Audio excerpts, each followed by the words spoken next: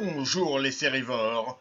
Aujourd'hui on va partir dans l'horreur et dans la sombre époque victorienne car je vais vous parler d'une série qui a été un véritable coup de cœur pour le bouquinovore que je suis aussi. Je veux bien sûr parler de Penny Dreadful. Tout d'abord, qu'est-ce qu'un Penny Dreadful?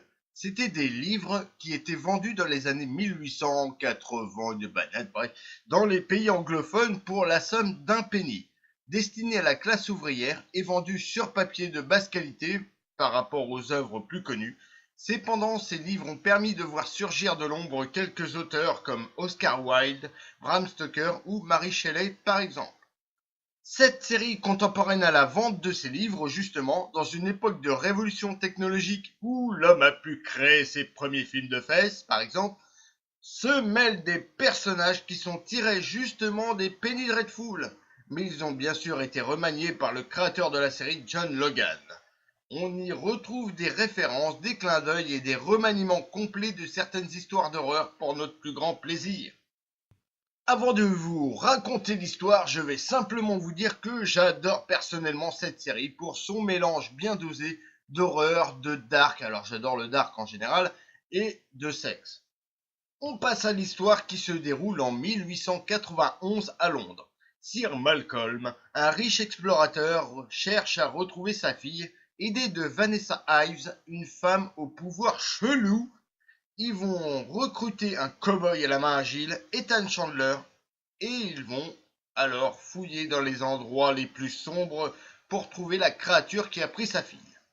Bien sûr, d'autres personnages vont se greffer à tout ça, mais je préfère ne pas vous spoil, puisque dans mon cas, ça a été un véritable plaisir de les découvrir, voire de les redécouvrir ici.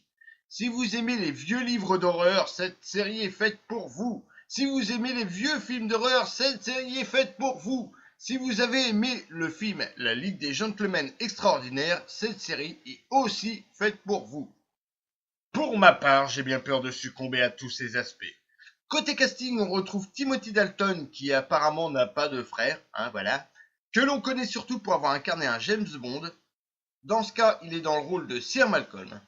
Une française, et pas des moindres, puisqu'il s'agit d'Eva Green, qui a joué dans bon nombre de films, comme par exemple Dark Shadows, et elle incarnera prochainement Miss Peregrine. Eva Green est la fille de Marlène Jobert. Enfin bref, là elle incarne parfaitement la folie du rôle de Vanessa Ives. Vient ensuite Josh Hartnett qui incarne Ethan Chandler, dont je me souvenais surtout de la prestation dans 40 jours 40 nuits. Et je vais maintenant passer au rôle dont je ne vous dirai absolument rien. Eh oui, pas de spoil, je vous l'ai dit. On retrouve Reeve Carney qui est magnifique dans Penny Dreadful, mais vraiment quoi. Il y a aussi Rory Kinnear qui a eu le rôle de Bill Tanner dans Skyfall et Spectre, et aussi un autre Quantum of Solace je crois. On passe à Harry Treadaway pour arriver directement à Billie Piper, que l'on connaît surtout pour son rôle de Rose Tyler dans la série Doctor Who.